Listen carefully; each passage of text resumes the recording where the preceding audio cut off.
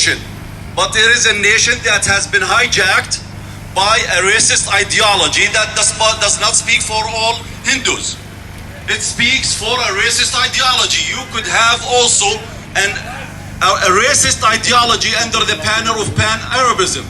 You can have a racist ideology here in the US under white supremacy. So what we're here for is to protest against the aggression, against this colonization, against this brutality against our people, against the human beings. These guys are misguided. They don't know the truth, or they know it and they have special interests. That's fine. But we're here to speak for our conscience. We're here to speak for the conscience of humanity. So please, let's stay on message. We're here to demonstrate this recent move by a government to abrogate a constitutional article. A constitutional article without going through the proper channels. It's not only an occupation, it is a government that disgraced its own constitution. And many of you who are Indians here, many of you who hold the citizenship, have the same right in India. They don't own India, you own it as well. So we're here to speak for those who are oppressed just because they are oppressed. Not only because they're Muslims, but also because they are oppressed. We know what racism is.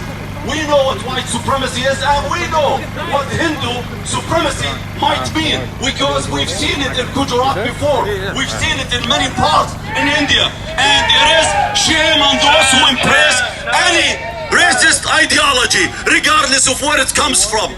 So inshallah Rabbil Alameen, we have our dear brother here, Usama Jamal, the General Secretary for the U.S. Council of Muslim Organizations, USCMO. He will be, inshallah, speaking for the council.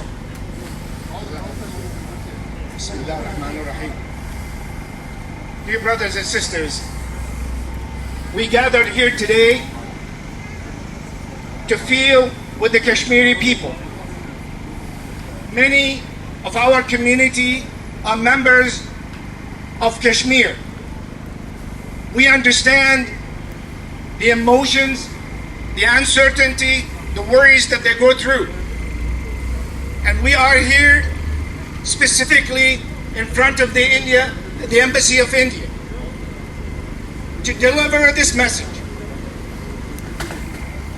that the U.S. Council of Muslim Organizations and its member organizations and the Muslim community in America, we denounce government of India's immeasurably and dangerously escalated unilateral revocation of Kashmir's special status and internationally recognized autonomy, and its military lockdown of Kashmir's 7 million people and their total communication blackout, domestically and internationally. We urge our government to use its full power to defuse this crisis initiated by the Republic of India's illegitimate, massive military incursion into Kashmir with 28,000 paramilitary and regular soldiers, which began last month on now clearly false pretext of an impending terrorist threat. This incursion increased already excessive Indian troops levels in Kashmir to a staggering 700,000. That's one soldier for every 10 Kashmiris, making the most militarized place on the planet.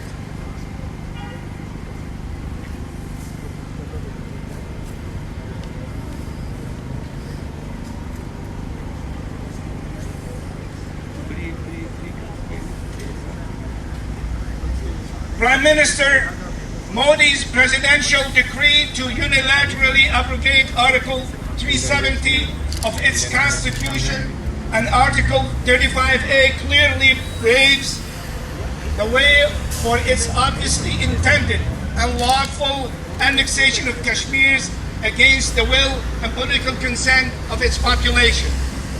Article 370 enshrines Kashmir's autonomy, intended specifically to shield it against India's encroachment. The brazen act of the articles abrogation flouts 70 years of established recognition by the United Nations and the international community, including the United States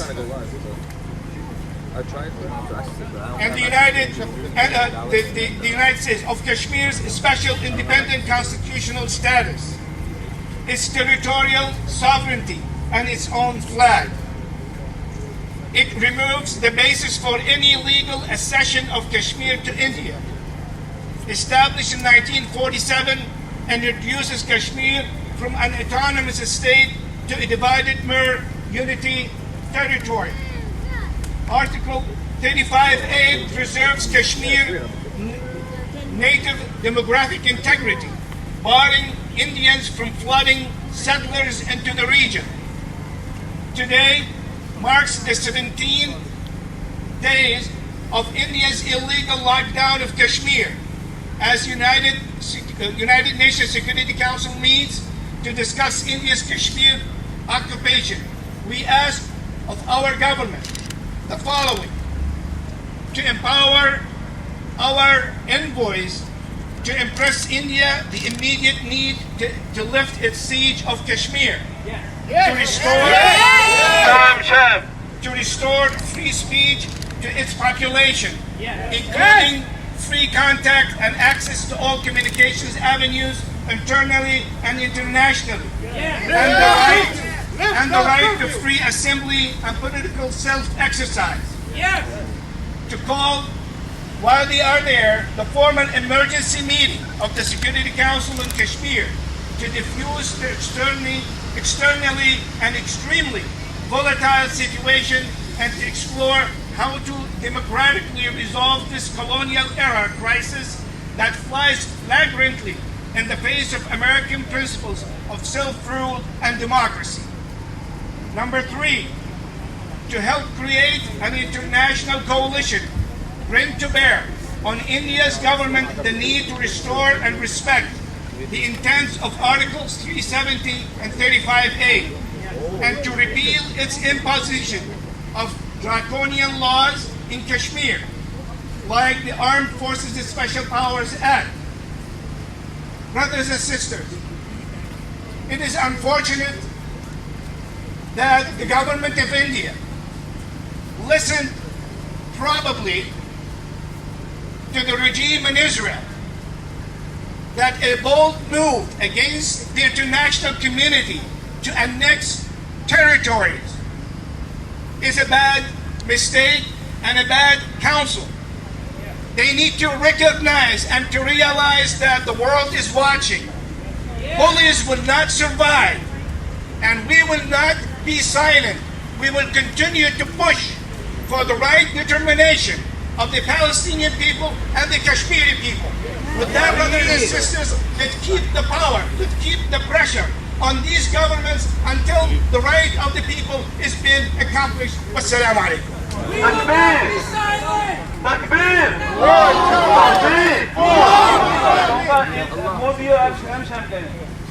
Modi terrorist! Modi terrorist! Modi terrorist! Modi Hitler! Modi Hitler! Modi Hitler! Modi Hitler! Modi Hitler! Modi terrorist! Modi terrorist! Indian forces! Indian forces! Indian forces! Indian forces! Modi forces! Terrorist forces! Terrorist forces! Terrorist forces! Killer forces! Killer forces! Killer forces! Killer forces! Modi Hitler! Modi Hitler! Modi Hitler! Modi Hitler! Modi terrorist! Modi terrorist! Our next speaker is Dr. Imtiaz Khan, President of Kashmiri American Council. Free, free Kashmir! Free, free Kashmir! Free, free Kashmir! Free, free Kashmir! Free, free Kashmir! Free, free Kashmir! Free, free Kashmir! Free, free Kashmir! Free, free Kashmir! Free, free Kashmir! Free, free Kashmir! Go back India! Go back India! Go back! Go back! Assalamu alaikum. Today we have gathered to express our solidarity with the brothers and sisters and the children in Kashmir who are suffering from the brutal aggression of Indian occupation. Now, what is the Indian occupation like? What is the history of these Indian forces? What kind of brutalities they have inflicted on the people of Kashmir? We cannot forget Kulan Poshpora, which happened about 2 decades ago, where Russian rifle forces invaded the two hamlets of Kulan and Poshpora, and about 86 women were raped. 86 women were raped for a whole night. The ages ranged from 10 to an 80-year-old woman was not spared. We cannot forget the forces where they kidnapped a lawyer, a human rights activist, Jalil Andrabi, and he was missing for 7 days.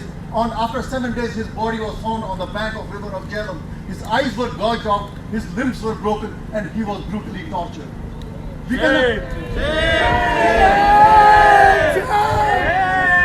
cannot forget that this is the same forces who fired on the body of Maulana Muhammad Abdul Farooq when he was being murdered by Indian intelligence agencies, and when he was taken for the burial, and there was a huge procession, and they fired at the procession with semi-automatic rifles, killing about 60 to 70 people. Even the body of the Maulana was not spared.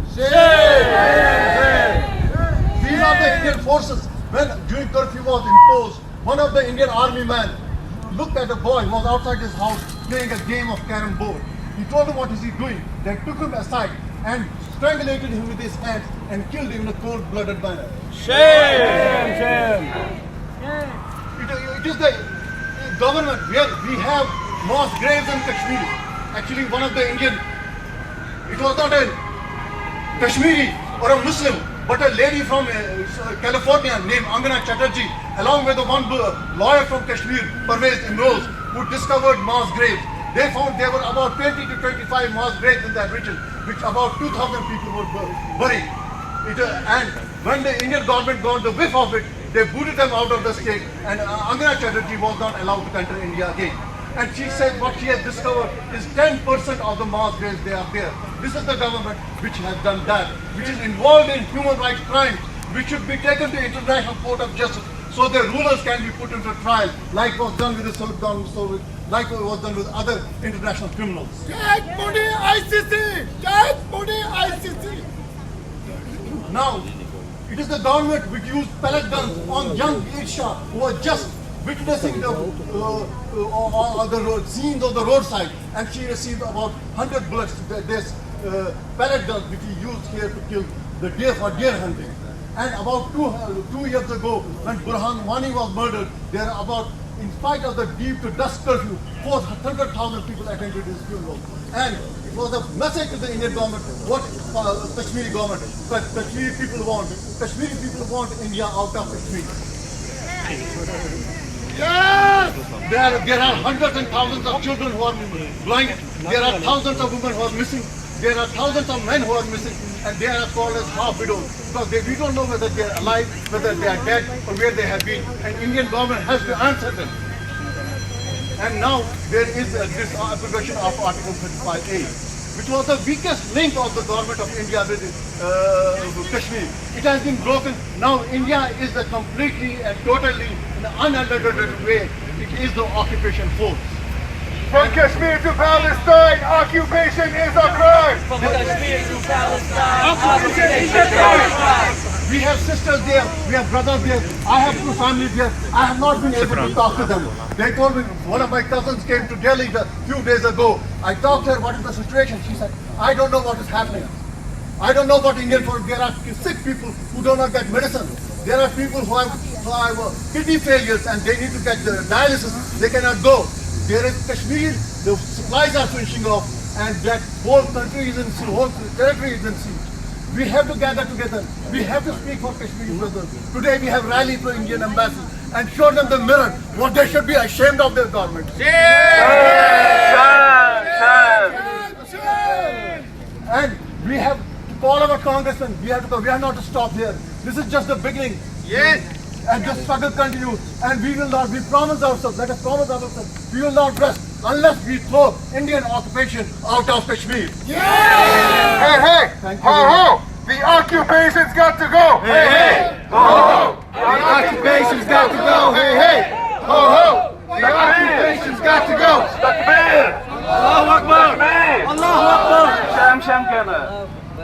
Modi killer. Modi killer. Modi terrorist. Modi terrorist. Modi Hitler. Modi Hitler. Modi Hitler. Modi Hitler. Modi Hitler. Indian forces. Indian forces. Sham sham. Indian forces. Indian forces. Killer forces. Killer forces. Killer forces. Killer forces. Let me ask you a question before we go to our next speaker. Do you know whose that statue is that? Gandhi. Who? Do you know who killed Gandhi? Who? A Hindu supremacist. Yes, sir. He is Hindu himself. Yes. He fought for the rights of all Indians. Yes. He wanted Muslims in India, who are over 200 million, to enjoy the same rights of Hindus. One Hindu, a violent Hindu, an extremist Hindu, like the Prime Minister of India today, like the party of the Prime Minister today in India, shot him dead because they cannot live in equality, they cannot live in a just society, they cannot live in a free society of fear, a free society of bigotry. So those who are defending this Indian government, this Prime Minister today of India, they are defending the same person, the same ideology that assassinated the man who they claim that they follow on his footsteps, while they are a disgrace to his legacy. Our next speaker is Brother Nihad Awad, the Executive Director of the Council on American Islamic Relations, CAIR. Thank you, brother. Assalamu alaikum. May God subhanahu wa ta'ala accept your prayers and your sacrifice and your participation in this very, very important event today. Brothers and sisters, ladies and gentlemen, the majority of us here are Muslim. And let me remind myself and you why we are here. We are here because we are commanded in the Quran to stand up firmly for justice, even against our own selves. To stand up for justice and also to speak truth to power, because truth is more powerful than any power except God. Years ago, I came to the embassy of India here and I met with the ambassador of India in Washington, D.C. on the same principle, to stand up for justice. Because after the terrorist attack in Mumbai, I felt as a Muslim I should condemn what happened, and I came and offered condolences inside the embassy to the ambassador. Today I am outside the embassy also to speak truth to power and to speak for justice. Our justice is no different than anyone's justice. It's universal principle justice. The people of Kashmir have been suffering and have been oppressed for decades. And it is time to put all our efforts to stand up for the rights and call for the independence of Kashmir. That is a basic human rights. India is the largest democracy in the world, and the Hindu majority party and the extremist nationalist ideology that's driving the Indian government today is dangerous, is doing disservice to the democracy of India and to the interest of India. You do not have to be from India and you do not have to be Kashmiri to understand that when there is injustice, you have to speak against the injustice. Many people think, what would my participation be here today? We are a handful of people, but we are here on the right side of history. We are speaking truth to power. You do not know how your voice will be amplified, but you are here on principle. You are speaking truth to power. there might be some media outlets, but even if there was no media outlet, because it is right, you are here, you don't have to be Kashmiri to have common sense, and you don't have to be from Kashmir to come and stand up here in front of the Indian embassy to see and to say that what the Indian government has done is irresponsible, is dangerous, and it's not only depriving the Kashmiri people of their freedom and their basic human rights, it's stripping away the claim that India is the largest democracy in the world. Therefore, what we want you all to do, and those who are watching on Facebook and anywhere, your voice is very important. Never think that your action and your voice is not important. You have to communicate with your elected officials, American elected officials, and they have to use their leverage, their offices, to communicate with the Indian embassy and with their counterparts to put the pressure necessary on India to respect basic human rights of Kashmir. 370, Article 370 of the Constitution was not perfect, but it gave the people of Kashmir semi-autonomy. It also deprived them from their own autonomous and independent decisions on military communications and defense. We feel it was not right then, it is not right now, definitely to strip them of all their rights and to occupy Kashmir will never be right. And that's why we are here today. We all have to stand up for justice, and we have to call on the Indian government to respect the basic dignity of the Kashmiri people and pull out their troops, and to reinstate communication privileges to the Kashmiri people. We have been contacted by many Kashmiri families seeking help because they do not know what's happening to their families, because they cannot speak to them, they cannot communicate with them. A decent democracy should not be afraid to allow people to speak their minds. A decent democracy should not be afraid to allow people to move around. There is a blockade, there is a siege on Kashmir, and India and Indian people and Hindu people who love their country, who love their religion, they should stand up for justice even against their own selves. And this is the time for action. You are being tested. If you are true Hindu, you have to stand up against the oppression and the oppressive nature of this Hindu government, because they're not doing you service, they're not promoting your cause, they are destroying your cause, at home and internationally. Finally, unfortunately, there is a rise of white and nationalist supremacy worldwide. It's not only endangering the minorities that are under their jurisdiction, but they are endangering their own people and their future generation. They are planting the seeds of supremacy and hatred and violence against other people. White supremacy and Hindu nationalism are two faces of hate for the same coin. We stand up against it here, and they should stand up against it there. Unfortunately, it is a rising disease that we all have to stand up, not only to say something against it, but protect our nation, our generations from this disease.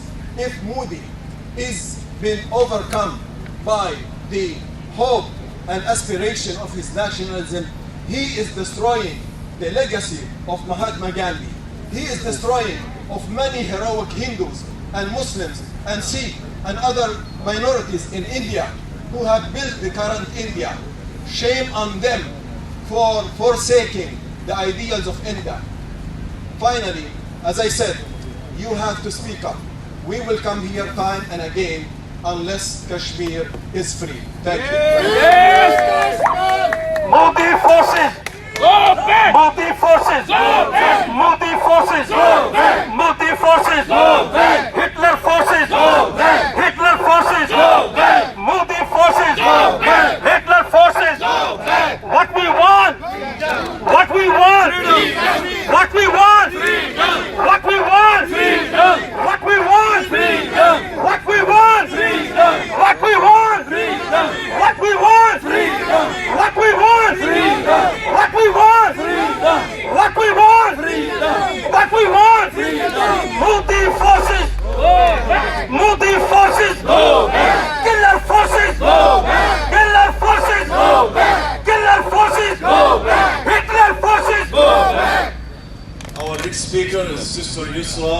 Salmani. She's an Samdani. Okay. Our sister Yusra Samdani. She is from an Indian Pakistani family, and she's an American citizen as well, right? She's American, so she can tell you she can speak her mind without fearing to speak freely here in the US. And she won't be able to say the same things that she might want to say today if she was in India. Yes. So I'm sorry when we say the largest democracy, democracy is not an empty word. It means something. It means something. It means that you can organize a peaceful rally like this one and no one harasses you and no one hurts you. Many of the people who are watching you, they would love for you to be back there because they know that you won't have the same rights here. Too bad for them. Too bad for them. We can talk about white racism in this country. We can talk about white supremacy in this country and fear none, and fear no one, and fear nothing. And we can speak against the President of the United States and fear nothing. When Kashmir enjoys the same rights, then Kashmir is free. When India enjoys the same rights, then India is free. When Jordan enjoys the same rights, then Jordan is free. When Saudi Arabia enjoys the same rights, then Saudi Arabia is free. When any country enjoys the same rights, then we are free. And we are free here, whether they like it or not. Yes. Thank you.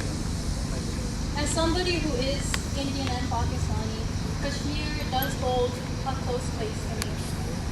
A few days ago, I heard a story somebody shared about a family trying to flee Kashmir because they knew of the conditions and they knew if they stayed they would be killed.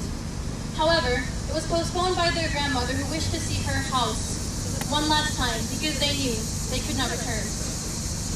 They granted her the wish and they were on their way. On their way, they saw a farmer's shop. The grandma requests to have a chicken slaughtered.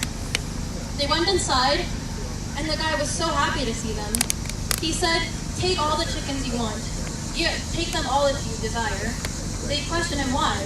They noticed that the man was all bruised up, bleeding, covered in bandages. He had told them that yesterday the Indian forces dragged him out of his store, beat him to almost death, and said, "If you do not get rid of these chickens by tomorrow, you will be dead." So he is forced to compromise his business. What brings